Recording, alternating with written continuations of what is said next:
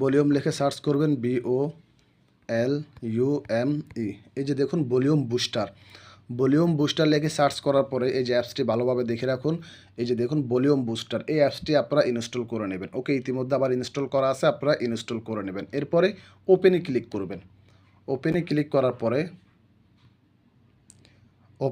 করার পরে ঠিক এরকম একটি ইন্টারফেস চলে আসবে। ওকে, এখানে দেখুন প্রথমত ভলিউম এখানে 100% দেওয়া, এখানে আপনারা চাইলে একটু কমিয়ে নিতে পারেন। ওকে, এরপরে বুস্ট, তার মানে হচ্ছে দ্বিগুণ, আপনারা এখান থেকে 20% করে নেবেন। ওকে, চাইলে 30%ও নিতে পারেন, কিন্তু আপনারা এর বেশি নেবেন না।